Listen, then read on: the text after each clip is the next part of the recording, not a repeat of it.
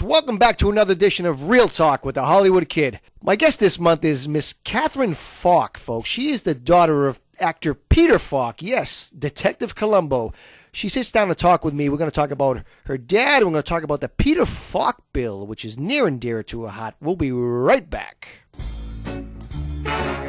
This coffee break is being brought to you today by Demet's Donuts. For more than 30 years, Demet's has offered the finest in handcrafted donuts and fresh roasted coffees. Demet's serves up a wide variety of his specialty coffees and is the home of the mouth-watering Extreme Breakfast Sandwich. Demet's Donuts was recently featured in Boston Magazine. And like George likes to say, made in the back and sold in the front. Visit them today at 199 Mystic Avenue, Medford, and follow them on Twitter @Demet's Donuts. And don't forget to tell them the Hollywood Kid sent you. That's Demet's Donuts in Medford. Global Link Language Services, founded in 1996 as a client-centric translation services provider and headquartered in Boston, Global Link has emerged as a leading and trusted provider of a full range of language solutions, including document translations, conference interpretation, website translations, software localization, and multimedia services to hundreds of leading companies and government agencies throughout the world. Global Link is committed to providing the highest quality translation services in the industry at fair and competitive rates, combined with a deep commitment to superior customer service. Call today at 617-451-6655 or email at info@languagetranslate.com and see why hundreds of leading brands, companies, and U.S. government agencies have put their trust in Global Link Language Services. Global Link Language Services, language solutions for a local world. Call 617-451-6655 or email at info@languagetranslate.com. Hi, everyone. This is Linda Gray, and you are listening to the hottest show in Boston, Real Talk with the Hollywood Kid.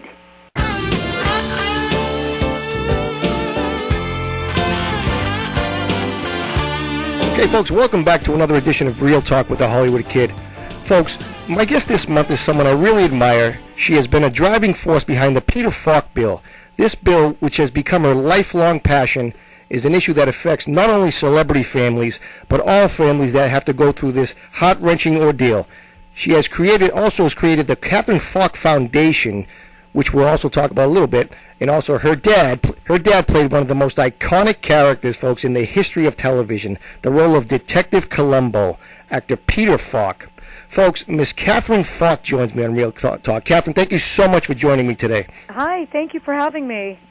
Catherine, let's get right into the Peter Falk Bill. Tell my audience, what exactly is the Peter Falk Bill and how did it come about? You know, basically it's a bill, it's a human rights bill that basically combats isolation when one of your loved ones is wrongly isolated by either somebody in a guardianship or conservatorship or, you know, under an abusive power of attorney situation. And I really started this crusade back in 2009 when my father came out of hip surgery and he really couldn't speak for himself. He had lost the ability to pick up the phone, to contact us. And so I just found myself in a terrible system in the probate system, and I turned to my former probate attorney. I said, we need to draft a bill to really streamline this and to avoid having to walk into probate court and to file for a guardianship or conservatorship over somebody and further restrict their civil liberties and their civil rights, you know? Right. Now, this bill, is it a state-to-state or is it a federal? You know, I wish it was federal. Right now, it's state to state, and we're in as many states as we humanly can be. It's an ongoing effort to really hit all states. You know, obviously, it's a tough issue for families. You know, it must be. You know, it's horrible to go in front of a judge and say, "Hey, listen, can I go see my dad?" You know, you never think when you're growing up with a parent or a loved one that you ever are going to be faced with a situation like that. Because my dad. You know, families have problems and you have arguments, but my father never expressly stated that he wanted to be isolated. It wasn't just me; it was my sister, it was family, friends in New York. I mean, it was a real problem. You know, obviously you see that when we saw that with Casey Kasem. I mean, that was horrible. Yeah, there's a lot of cases. You've got, Mickey Rooney, too. Mickey Rooney testified in front of Congress about his stepson's and elder abuse and whatnot. Right, B.B. King recently. B.B. King. And you also have, with Glenn Campbell in Tennessee, not able to see his eldest children from his first two marriages. I know, Glenn, the Rhinestone Cowboy. I know, it's horrible. I mean, it's horrible when they, I don't know what's wrong with people, but anyways, there's a lot of families that are actually probably going through this. I mean, let's say a family out there in your situation, they don't have a voice, or they don't know where to go, where to turn to. Is there somewhere they can go? Do you have a website? I do. Well, I'm on Facebook, too, on the Catherine Falk Organization Facebook, which is just this constant movement of communication live. And I'm also partnered with the biggest national organization in the country called the National Association to Stop Guardian Abuse.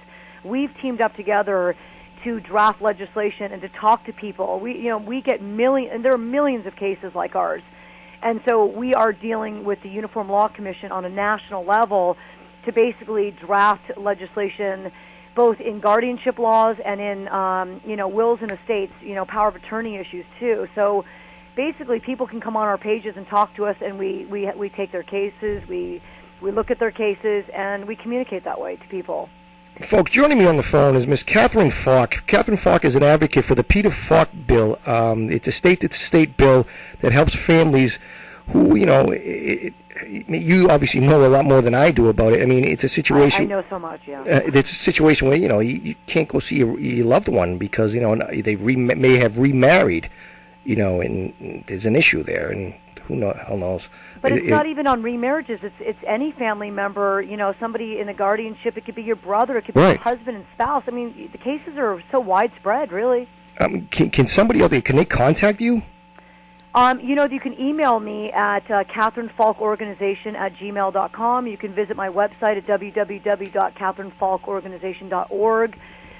You can write me in both of those sites. You can come visit me on Catherine Falk Organization Facebook page, and I'm live 24/7 on it. Yeah, I've seen it. You do a great job. I mean, I'm sure your dad must be he would be so proud of you. I mean, because it is an unselfish thing that you're doing. Yeah, it is. I mean, you could have just, went through your situation and then that was it. I just want to be clear that I'm not a nonprofit. I don't take a dime from anybody. I'm doing this out of pure love, out of my heart, and I don't raise funds to do this. And I spend my own money to lobby legislation all over the country, and it comes from my heart, What states is this in now, the Peter Falk Bill? Oh, God, there's so many. I've lost count, but we're everywhere. Some states I can't mention on air because of, you don't want people lobbying against you and whatnot. But New York, New Jersey, Connecticut, Vermont, Colorado, Utah, Idaho, Arizona, Washington State. I'm in the South as well. Just a variety of states. I mean, do you get resistance? I hate to say it. You know what I mean? Do you have resistance from? I don't get any resistance. Good. But you do have guardian organizations that are pro-guardian, so you get a little bit of pushback, but not much about saying, bad guardians are the ones that isolate. Good guardians don't isolate. So what our bill says is, hey, the burden of proof is on the guardian to show cause as to why we can't come in and visit. You have to show cause. Why do I have to spend $100,000 of my money when everybody has the right to visit a family member? Right. Everybody has that right. It's an innate, basic civil liberty that and actually elder abuse and isolation, it's a crime. It really belongs in criminal court, not dragging somebody into probate court because you are wrongly isolating and it's elder abuse. Right. And you heard a lot of that with the Mickey Rooney situation. Exactly. I mean, Mickey went through torture. In his last couple years, he went through torture, elder abuse. He did. And Glenn Campbell. I mean, obviously we talked about it earlier. I mean, it's a difficult. Yeah, I'm friends with Travis Campbell. We partnered together, and Travis and Debbie, both his eldest children, have no visitation back, practically nothing at all. And we are, Travis is working with me on legislation in a variety of states too, and he's a strong advocate for this. He's really a powerful voice. So I'm going to go on a limb and say that whole CNN special was like a gaffe. Oh, it's self-promotion for the fourth wife. Yeah, I mean that's my opinion, of course. Right, of course. They really need to create a prison for all these. I always say they need to create a special prison for all these wives, these 8th and 10th and 15th wives that are isolating the children from previous marriages. That's one big epidemic, You're obviously you're out in Los Angeles. Do you have like a group of like celebrities' children? Do you get them together? Are they in the same situation? I partnered up with Travis Campbell, which is Mike Campbell's son, and also Carrie Rooney, which is one of the 8 children to Mickey Rooney. So we have, there are certain people who can work together and certain people who can't work together. I've chosen the people I can really work well together, and I've chosen a huge national organization who's recognized all over the country. So I feel like I have enough, people, working with me to help combat this. Yeah. No, you do a tremendous job. I mean, I see you on social media all the time, and you like I said, you should be commended for what you're doing. That's so sweet of you, I mean, no, it really is. It's like I said earlier. I mean, it's an unselfish thing to do. I mean, like I said, a lot of people just, handle their own situation, and that'd be it, But you know what? It's really about getting out and getting on foot and contacting your local legislators. And I travel all over the country talking to legislators in every state I can possibly get my hands on, and we sit and we talk. And you know what? These legislators, if you reach them at the right time in the right place, they're very amenable to helping, and they've been so gracious with me and so humble, and I've gotten tremendous success, Well, that's good. I mean, that's great. Now, they can go to the CatherineFalkOrganization.org. Yes, Now, obviously, you can get in touch with her on Facebook and say, like I said, I mean, I'm sure your dad would be very proud of you. And we all know who Catherine's dad is. Like I said earlier in the intro, her dad was one of the most iconic characters. If we could touch on your dad for a few minutes. I love talking about my dad. Was he like anything like you see on TV? Was like that at home? I tell this, and I'm probably repeating myself over and over again, but it's never a broken record to me. My dad was identical on the set and oh my gosh! Well, you poor thing. No, but I mean, no, it was great. My dad had a series of questions for which there was never a right answer to, but he'd ask one question a million different ways until he got what he wanted to hear out of you, I mean, did he ever come up to you, like, when you came home one night, the next morning, and say, "Now, Catherine, honey, what time did you say you came home last night? Was it 10 or 11? Right, he would do that, and then he'd ask it in a slightly different way because he already had the answer in his head, and if he didn't give him the right answer, he had all these different clever ways of asking you. But hold on, but what's really funny about my dad, was that you assumed he was kind of a bumbling idiot because he drove you crazy with the kind of questions he asked you, but he always had a motive for what he was trying to attain. But he would come on, I'm like, Daddy, what? You asked me this question already, but he's like, sweetie, and he'd always have a mission for what he was trying to accomplish, You must have, is there any favorite stories about your father? I mean, they don't have to be movie related, obviously. Oh, no, I have wonderful stories about my father, but, unfortunately, they really surround his bad driving habits. But, when I was a child, I was terrified of his driving, but as an adult, when I look back on it, I go, you know what, we went for wild rides with my dad.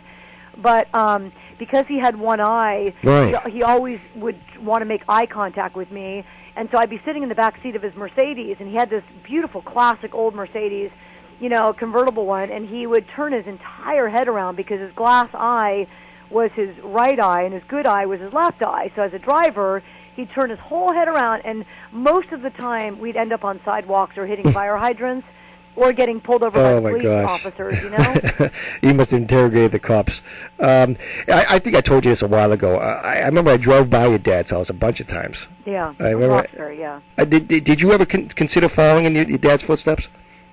For acting? Yeah. No, I went into private investigations because, being around my father. Well, you pretty much did. Yeah, I did that. I went that route, studying criminology. The one thing, honestly, I could go on and on about my dad, but one thing is my dad had so many beautiful talents. I mean, he was so diversified in terms of his drawing and his a love for chess. He loved to play pool.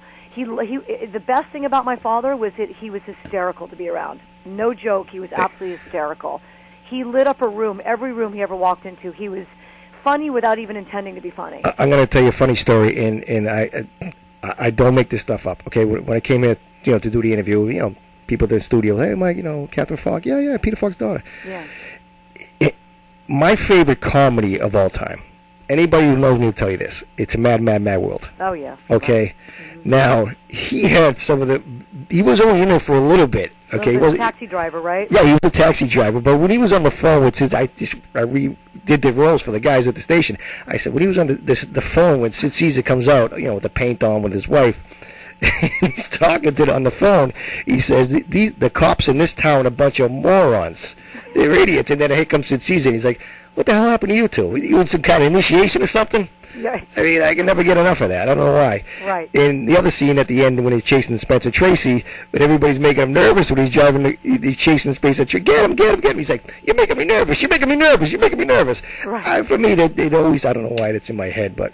Right. But that's It was a great movie with tremendous talent in that movie. Yeah, that's why it's my favorite. I don't think you could never do that again. You can never do that again. Never do it again. Never.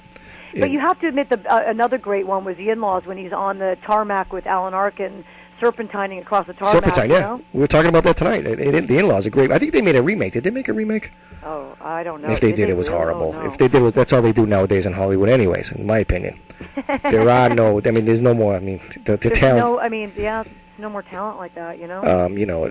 Everything is a remake or a comic book. Or a reality show with a bunch of wannabe Kardashians. No, please. We can go. We can talk all day long. It's sad because I'm an old movie guy, and obviously your father was in a lot of the old movies that I loved, and there's not too many of those movies out there anymore. Everything's adapted or a comic book.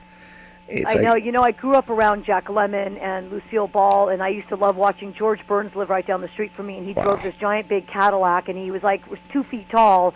And he could barely touch the steering wheel, and I always knew when George was driving by our house because you see a moving car, but you didn't see the head, you know? And I always tell people all the time, there's two things Hollywood lacks: creativity and height.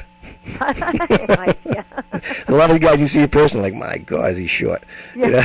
Anyways, that's just me. I'm sorry. Yeah. Does Catherine Falk have a favorite movie? Anything other than your dad's movies?